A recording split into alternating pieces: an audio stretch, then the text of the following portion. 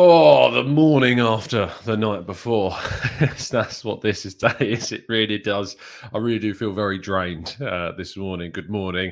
I hope you are well. Hello and welcome to the Gooner. Back again with you guys for another show as we have now to experience a week. Well, not even a week, actually. We are playing in midweek in the League Cup. Hopefully, that will be a slight reprieve. I might even do a watch along for that game just to sit and chat and chill, get some people on it as well to watch. We'll have a look. We'll see what happens because I'm not on shift on Wednesday evening. But yeah, it's going to be, look, until the international break is over, until the transfer window is closed, it's going to be a real tough period for us Arsenal fans. And that's why as we always say, it's important that you have more in your life than just Arsenal. If you have a job that's different, I don't. I don't have that escape from my 9 to 5. But beyond that, have something going on in your life that's not just Arsenal, because you will go mad if it isn't just around this. Friends, family, hobbies, go do something, because we're going to need it over these next couple of weeks or so. You are going to need something else in your life. But while you are with us and while we are talking Arsenal, please make sure you drop a like on today's video and subscribe to the channel if you are new around here, with those notifications turned on so you never miss a show. Before we get into kind of all the transfer news, link is in the description to the article I wrote up yesterday on the Kroenke out protest that never was, that never materialized yesterday. Hope you enjoy the read. It kind of delves into the issues behind it, what this means for any kind of future movements and protests. So give that a read. Link is in the description. And also, I just want to say that I've loved doing these 8 a.m. shows, but hearing the amount of people that came up to me yesterday and saying that they love the 8 a.m. shows, when someone comes up to you and go, "Hey, you're the 8 a.m. guy." Look, it makes me want to carry on doing these shows. And it makes me, after the transfer window closes, it makes me want to just, we will continue this. Maybe I can't commit to it as every single day, because I'll be doing stuff early in the mornings at times, not during the transfer window. But I am going to try my hardest to keep these 8 a.m. shows going, and it won't be the Arsenal transfer news because obviously there won't be any transfer window open, but it will be the Arsenal news show, and we will be going through the daily events and news. And I get to answer a load of your questions in the mornings as well, and we can have a chat and discussion. So I am looking forward to continuing this show into the season and seeing where it goes, because it's become kind of my morning routine. You get up early, you're awake, you're ready for the day. And yeah, it's good. Anyway, let's go into the news. And we do start off with news rather than specifically transfer news. Ben White, of course, was not available for the game yesterday against Chelsea because he is ill. Now, we expect this probably to be in result of a positive test. He is unlikely to also be available for Manchester City. For those that weren't aware, Mikel Arteta confirmed that it is unlikely that Ben White will be available for the Man City game. So White, Partey, Gabriel, all coming back after the international break. Hopefully those guys for the Norwich game will be back and ready and raring to go for that game, because we will need a big boost of quality when we do face Norwich, because that is basically going to be when our season starts officially, is in the 4th game of the season, which is awful. But it's the situation. Kieran Tierney as well. We aren't yet fully aware of the extent of the Scotland international's injury. He came off with what was believed to be kind of a quad issue. Tavares, of course, came on. Tavares will most likely play in midweek and start against West Brom. But we don't know if Tierney's injury will keep him out of the weekend or beyond. We still are waiting to find out the results of that. But it was confirmed that he came off because of an injury, which meant he couldn't continue. And how can you think that it wouldn't be after the amount of running that he did yesterday? Did more running on the pitch than anyone else. Mainly because of the positions and the tactics being so wrong. Martinelli, of course, also was taken off. He was taken off just with cramp, so that shouldn't be too much of an issue. He should hopefully be available for the Manchester City game, maybe even the West Brom game. It wasn't a serious issue as to why he left the field. Now, Mikel Arteta did speak after the game about transfers, in which he said that anything can happen. We can have players in or out. Now, no specific names were mentioned during the conference and during the interviews. However, to me anyway, for him to have turned around and said something like really, dismissive of transfers would have been worrying. The fact that he has said that we can have players in or out, it gives me that, that little tiny scrap of hope that maybe we can get something done in the rest of the window. What that will be, is purely at the moment speculation. There isn't any genuine solid links to a specific player on a transfer in basis right now. I expect those will emerge in the next week or so, and we'll be obviously here to cover all of that and keep you up to date of when those do arise. It is mainly going to be outs, is the expectation. And starting off with the possible outs, Kolasinac was in fact on the bench yesterday for Arsenal, and that was because simply we don't have enough players. Like, we had so many players injured that we had to put Kolasinac on the bench. I was still surprised to see him there, but he is expected to leave. Fenerbahce have a kind of agreement with him, and now it's just the finer details of Arsenal. Chris Wheatley did report that Arsenal should receive even a nominal fee for the deal, but the main thing is getting his huge wages off the wage bill. He's expected to earn around 1.8 million euros a year, which is a huge drop from the 5 million quid he was getting a year at Arsenal. So a big drop, but he is going to be playing, which seems to be what he wants as a priority. So fair play to him. Ainsley Maitland-Niles has suddenly become a favourite move for Burnley. Burnley are now the favourites to take Ainsley Maitland-Niles from Arsenal before the end of the window. We know that teams like Wolves are still, in the running and interested, supposedly. But Burnley are the out-and-out favourites now to sign Ainsley Maitland-Niles, if indeed he does go. I'm still very much expecting him to stay. I don't think he's going to go anywhere. I think he'll start in midweek, and I think that Nelson will start in midweek, and I think you'll see a lot of the other kids. Bellerin will probably start in midweek too, which is going to be a test, because West Brom are a very decent championship side, obviously in the Premier League last season. We want to progress because these League Cup games are going to be important for bedding in some youngsters. Miguel Aziz, maybe he's going to get some minutes. I hope he does. If he doesn't, I don't know why he's staying. I don't know why he wouldn't go out on loan if he's not going to play in these games. So it will be interesting as to what team is put out. But Maitland-Niles is now, Burnley are now the favourites to take him from the club before the end of the window. Bellerin was not involved in the matchday squad whatsoever. Now, there was obviously the Bay FC Bell saying that this is because of a minor injury.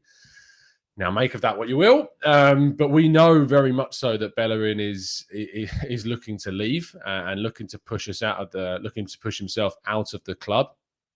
But ultimately, we still are very much unaware of the fact that no clubs are really pushing in terms of a bid, in terms of an offer, in terms of talks. We've heard nothing. And interestingly, just as I was about to move on to the next story, Bellerin Nketiah, according to David Ornstein, is very much interesting Crystal Palace. Now, in David Ornstein's article, it says that Crystal Palace are wanting him for around £10 million, and Arsenal are wanting a figure closer to £20 million. I think this is ridiculous. Like, he's got a year left on his deal. He's not going to play. We need to get players out. We need to get money in. You've got to, cut your losses at the moment. You've got to cut your losses at this stage, Arsenal. If they're offering 10 million quid for Bellerin Nketiah, and you want 20 million, you're not going to get 20 million. You're not going to get 20 million quid for Bellerin Nketiah. So we'll come on to more of that, I'm sure, in the Q&A section. But that is just broken. Thanks to those that pointed it out in the chat box. But David Ornstein reporting that Bellerin Nketiah is interesting Crystal Palace, and they are ready to pay around £10 million for him. But Arsenal want around £20 million. So there you go. There is interest, and he is expected to go. So that's a positive thing for Arsenal, ultimately. Now, in regards to possible ins, Bellerin, of course, could be used in a swap deal with Kieran Trippier. And in yesterday morning's show, we did a tactical breakdown of Kieran Trippier. If you haven't watched that already, please make sure you go and check it out. We made some statistical comparisons between Bellerin, Emerson, and Max Aarons. It is the 2 shows ago before this one. So please do go and watch it and check it out and find out about Kieran Trippier. But the interest is still there. Trippier came off the bench in both of Atletico Madrid's first 2 games. Marcus Llorente played in a right wing-back role in their 1-0 win.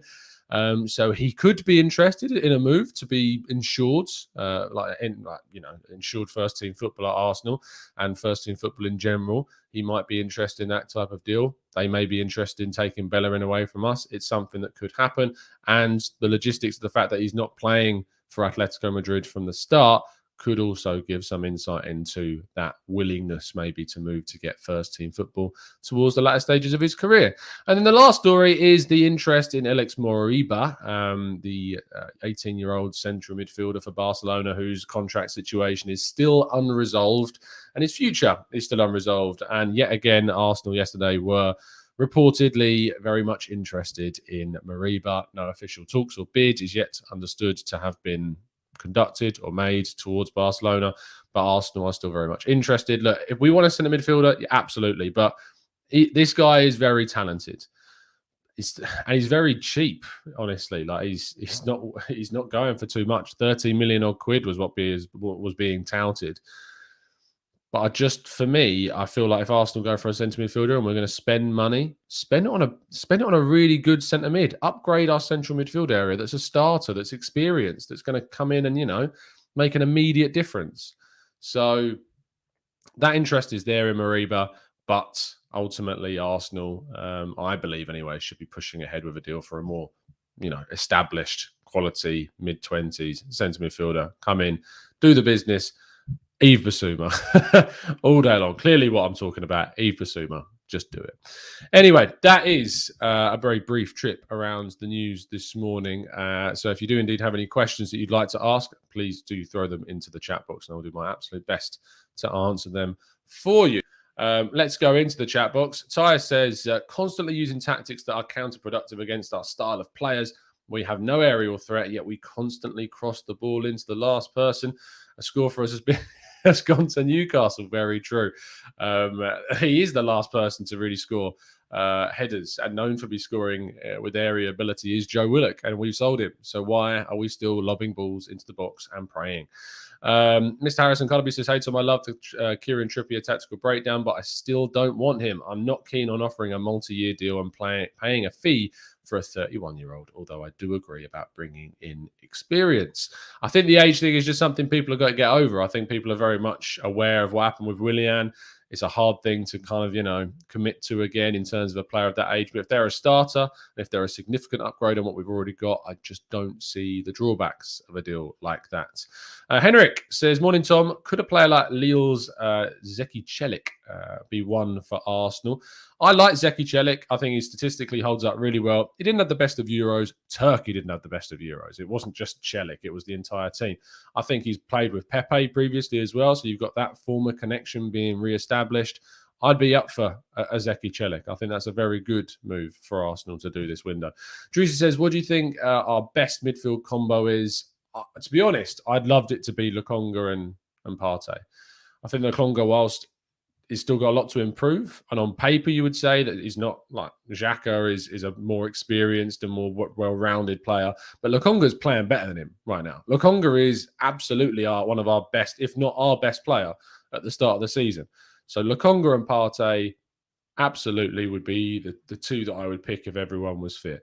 Amandeep says, just saw Leeds United's 2003-4 lineup. They were too good to go down. Not saying this will happen to us, but let's not rule it out completely. Thanks for that, Amandeep. Omar says, congratulate me for finally getting up in time for a show. Yes, Omar, finally tuning in for one of our 8 a.m. shows. Andreas says, Fabrizio tweeted that Camavinga's available for 35 million euros. Maybe is what we need in midfield. No brainer for me. OG says, Tom, are we giving Arteta time to firmly place us in the relegation fight before we let him go? We have improved since last year, and 129 million pounds later, we still haven't improved in terms of the team. What's going on, really? I don't know when they would cut the cords. I don't know what it would take for them to cut the cord. I don't think they will cut the cords. I very much feel like Arteta is going to be here for the foreseeable future. I don't see that changing. I feel like they are 100% backing him. So I don't see it. I don't see any differences. I don't see any changes. I don't see any kind of move for a new coach in the coming weeks and months. I think it could get worse. I think we could be very much bottom half for a significant period and they still not make a decision. I just don't get that feel that they are going to change anything. Nived says, Tom, what's your thoughts on Saul Niguez? I like him. I like him a lot. I don't know why he would move to Arsenal. I think he could get a pick of Liverpool, United, even Chelsea is said to be interested. Why would he come to Arsenal? That's the problem. That's the issue that we have right now. Arsenal Gunner says playing weakened sides means we are tanking these games. I think that I'd never had an expectation we were going to win or get anything from the game against Chelsea, but I have concerns about all the games that we're playing because of how we're playing, because of how tactically naive we're playing in these games. That I have no hope. I mean, look at the Brentford game. Brentford were far the better team.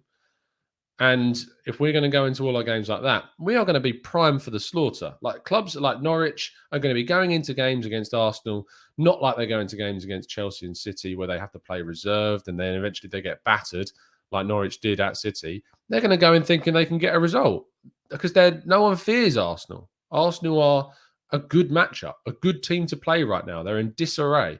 And that's only going to encourage our opponents ultimately. And that's not a good place to be in.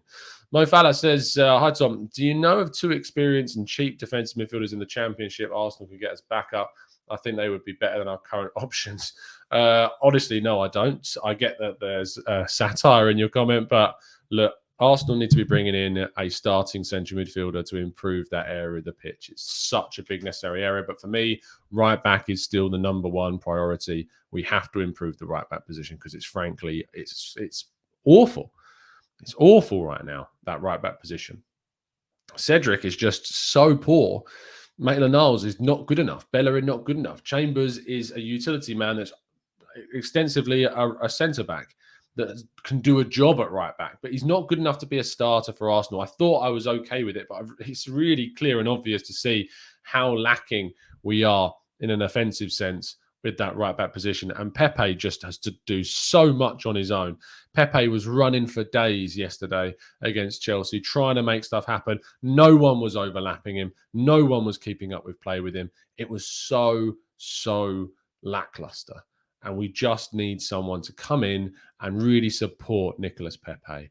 But I don't know if I see it happening. I don't know if I see us bringing one in now. I really thought we could have and would have been bringing a right back in, but it just does not look like it's going to happen. James says, why was the protest so poorly attended? And do you think they will be better attended if we are bottom six in October or November? It's interesting. One of the people I spoke to after the game yesterday and interviewed said that if you'd have seen a protest after today's game, you would have seen a lot more people attend. I think one of the facts was it was the first full game back, full attendance at home. That was one of the reasons. I also think one of the big reasons was it was really poorly organised. No one really organised it. It didn't even have a location. It didn't even tell people where they were meeting. I spoke to people that were in and around the stadium waiting for it, and they had no idea where it was starting. I rang up Dan Potts, who was going to the game, and I said to him, do you know where it started? He had absolutely no idea. No one knew where the protest was going to begin. It was one of the worst organised things I've seen. And that's the problem, is that you have people sending tweets that aren't going to be going, spreading this information about a protest that has no organisation at all. People clout chasing, people are like trying to get likes and retweets for posting a protest they're not going to go to, not thinking about the actual effect that that will have. I have nothing against the protest if it's done in the right way. And if you want to protest like they did after the Super League situation, that was done, 99% of it was done as you'd want.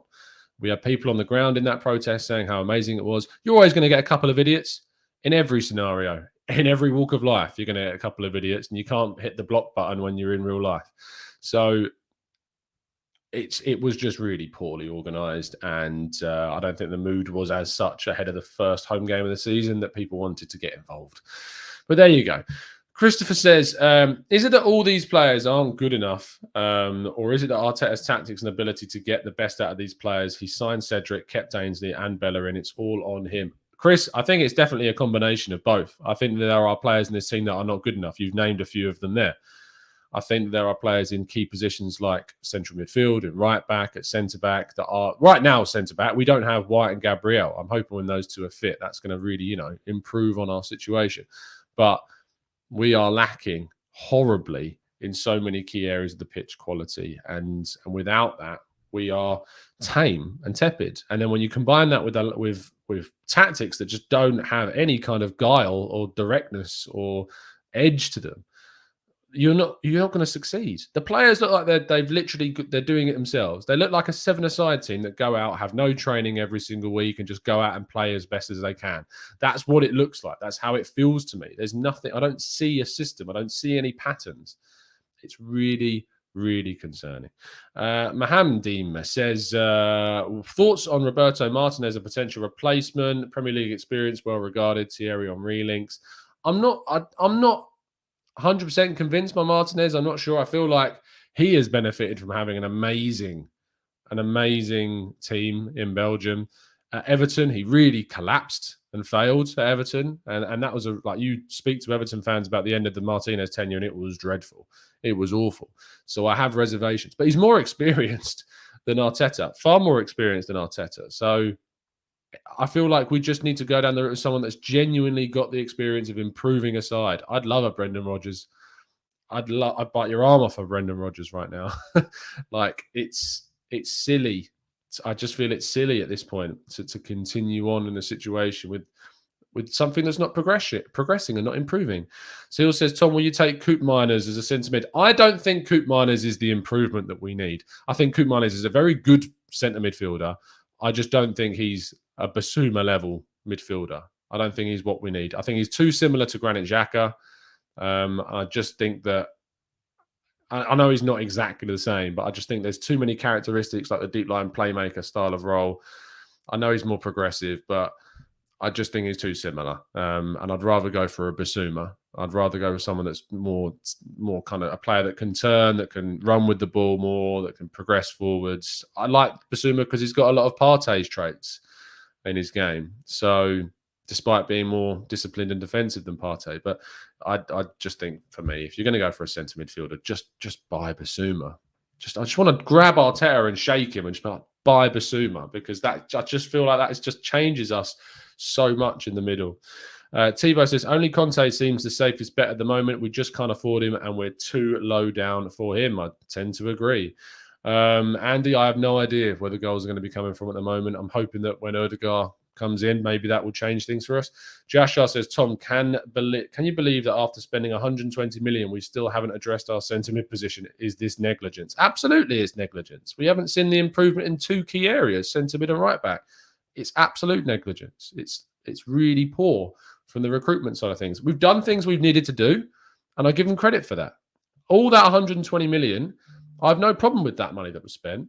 But I have a problem with the fact that we've not addressed such key positions on the pitch. That's what I have an issue with. Wesley says, can we look at Arteta's way of thinking as long-term? And although many would have better results at the moment, he is maybe building something bigger. Wes, I understand this point of view.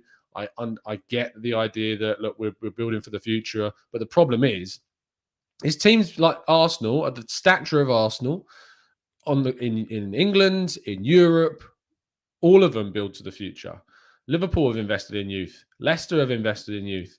And yet they're remaining competitive, Wes. This is the problem, is that you can't sacrifice competitive play in the present for the future if what's going on right now practically near on relegates you. Like, it feels like I don't see where the next win's coming from. I don't see where the next goal's coming from. So you can all talk about a long-term project and how this is a gradual process of improvement, but I don't see any improvement. A gradual process of improvement is steady, going up and up and up and up. It's not flatline and then explode all of a sudden, because while you're flatlining, the consequences of that are too grave for a club like Arsenal in a league like the Premier League. It's not like Leipzig. You can't do what Leipzig have done. There are too many good teams in the Premier League. You cannot flatline yourselves for so long, because you will get eaten up by the league. It's not like that with other leagues. I have a lot of respect for leagues like La Liga and Liga and the Bundesliga, but the competitiveness across the Premier League and the quality in the Premier League is just of a different standard. It is just of a higher level. It's not to say that they are low levels. They're not. They are very good leagues. But the Premier League is an elite, absolute top level league, and by far the best in the continent. And if you flatline for a certain period, you will get eaten up. You will diminish. You will decline. And that is what is going on with Arsenal. If Arsenal was situated in Liga, in La Liga, in Bundesliga, in Serie A, they would maybe be able to survive in a much better sense. They could maybe remain competitive with the top six more than they are with the top six, far more than they would be able to compete with the top six in the Premier League. Because the standard of the quality is that on a higher plane, and that's the issue that we've got. is that we can't have this long-term project if the present is as poor as it is today. That's kind of the issue. Let's go to Namandi, who says, yesterday was a watershed moment. We eschewed the obvious option to match their formation and repeated last season's Xhaka at left-back fiasco. Arteta can't be trusted. Venkatesh says, Tom, kids versus men. And that's the thing. How many channels did you see that used the tagline, boys versus men? And that's exactly what it was. That's what we've got. We've got kids. It's a team full of kids. You can't expect those. And the thing is, of those kids and of the rest of the team, it's the young ones that are the ones dragging us. It's your Lokongas, it's your Smith Rowes, it's your Sakas.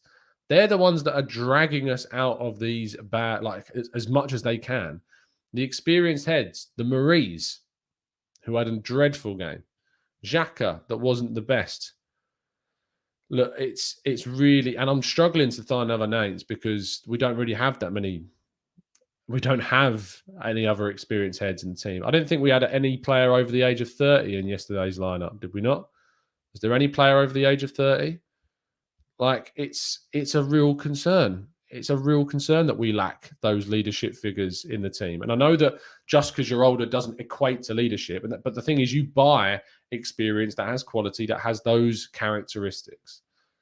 And we lack that. We really, really lack the balance in the team.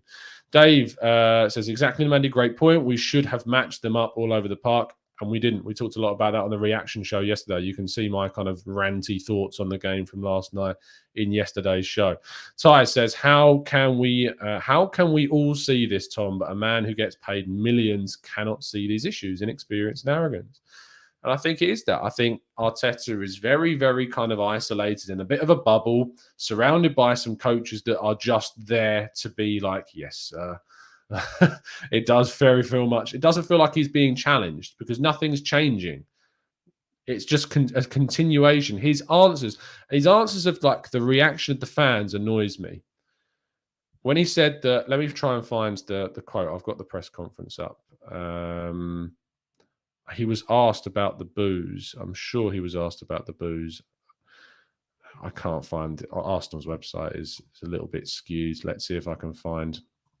I'm pretty sure that Chris Wheatley tweeted out the full press conference. Here we go. Full transcript on the boos. Is the booing at halftime and the full time a worry? He says, no, I saw a lot of excitement from the beginning. They really tried to push the team. When you're 2-0 down at halftime, no one is going to be happy. It should be a worry. I hate booing, right? I talked a lot about booing yesterday. I think it's stupid. But at the end of the day, it was there. It was present. And to say that it's not a worry, to say no to that question is just dismissive.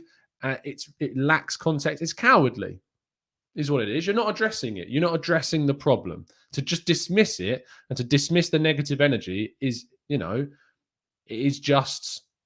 It is arrogant, it's stubborn, and it needs to be addressed. Now, those that were booing, I will maintain, I just don't agree with them. I think it's idiotic to boo. Why would you boo Lokonga? Why are you booing Lokonga? It's weird. But at the end of the day, to just dismiss that question and just be like, no, it's not a worry, even in itself, like you should be worried that fans are booing your players that you think are having a great performance. Why are you not answering that? Why are you not responding to that? That's a shame. Let's go to Yor, who says, I think Arteta may start to see the fans in a different light the more they make their displeasure known. And maybe this is something that what's the word I'm looking for? That we missed last season, that we didn't have in the ground, that when we were as awful as we were, there was no one to, there wasn't the shouts, there wasn't the calls from the ground, there wasn't the groans, the displeasure. In the ground, the negative feeling for them to, sense how bad things were. I've been at Crystal Palace when we were 3-0 down at Selhurst Park. I've seen 1,000 fans chant, you're not fit to wear the shirt. I've been in and amongst it when it's happened. And look, it's a really hard time. And it needs to be so measured in how we as fans address these situations. But at the end of the day, and I know that you know and I know that there are things wrong and that they're not being addressed. Clive said the fans really wanted to support the team and there was a lot of supportive singing. That's what Arteta focused on. And there was, Clive, and you're right. I just think it's insanity to focus on just that and to not address the negatives. He's so dismissive of any kind of question towards him. Do you remember there's a clip of, I think it's Charles Watts, after James Benge asks a question about his style of play, and he just bats it away. He just dismisses it because he's so not, it feels like he's so not used to being questioned. He's so not used to being asked. And credit to James and to Charles for asking the question, but he just seems so dismissive of anyone questioning what he's doing, not willing to take on that sort of things. And I do understand it. Like, I do get the perspective of going, I'm a qualified coach, I'm in the business, you're a journalist. How can you question what I'm doing? But we can, because we know football. I think that's something about fans that's completely disregarded. Is fans do know football more than I think they give us credit for. But it's really frustrating that how dismissive and, shuns it to one side that it is. It's really frustrating. Avinash says, even after losing 2-0, the fans cheered Kieran Tierney on when he was chasing the ball. The fans showed heart and the players did. As I said, from speaking to people that were in the ground yesterday, Clive, I know you were there. Speaking to Pablo, who's in the ground, he said the atmosphere was electric at the start. Like, it gave you goosebumps when you walked into the ground because everyone was so proud to be back. And that's it. Yeah, Clive, Amy did ask about there not being a back three. Let me find the answer for that. Let me find the answer for the back three question. Let's go to, scroll down a bit further. Were you tempted to go with a back three today to match them like you have done in the past? I did think about all the options that you can imagine, but as well as we were hit by the pandemic and the situation in the week, we have beaten those teams playing three at the back, and we beat Chelsea playing with four at the back. They were better than us today. When did we beat Chelsea with four at the back? Let me just have a quick check of our history of playing with a four at the back. We obviously lost today. We beat Chelsea at home in the 3-1 win. Arsenal 3-1 Chelsea. What was the lineup that day? We played with Bellerin, Holding, Marie, Tierney. Was that, ironically, Marie and Holding were the two centre-back partnerships.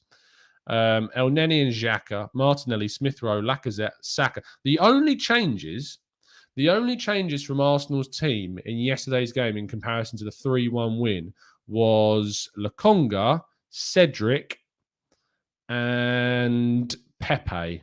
I'm trying to look for any others, but I don't think. Cedric, Lokonga, and Pepe in for Lacazette, Bellerin, and El Neni. Now, how much better is the team? How much better is a team of take away Lacazette, take away... Why am I not sharing the screen so you can see it? I'm a moron. Give me a second. Let me just share this screen for you. Let me get rid of this. Stop screen. Share screen. So this was the team, two teams that played in the 3-1 win. Sorry if you're listening on audio only. I will describe it as best I can. These were the two teams that played against each other when we beat them 3-1 at home. Yes, we played four at the back. But the key difference is, look at Chelsea's team. Look at the difference. Lukaku over Tammy Abraham is ridiculous. This is again, and remember, look at Chelsea's system. Look at what they're playing. They're playing a back four. So we've matched them. So Arteta says we beat them playing a back four, but we didn't beat them playing against their back three system. So his comment doesn't make sense, does it? Because saying that we've beaten them under him playing this doesn't equate, because they were playing the same system as us. So that's frustrating. That it's naive, isn't it? Because it was against Lampard's team. It wasn't against Thomas Tuchel, who is far and away a better coach than Frank Lampard. That's what's frustrating, is because it's taking us for fools, that answer, because it's like we're not going to go and check. It doesn't expect us to go and check. Yes, we did play a back four and we beat Chelsea with a back four, but they had a back four. They also didn't have Lukaku. They didn't have Havertz playing. Like, it's such a different team to what we went up against.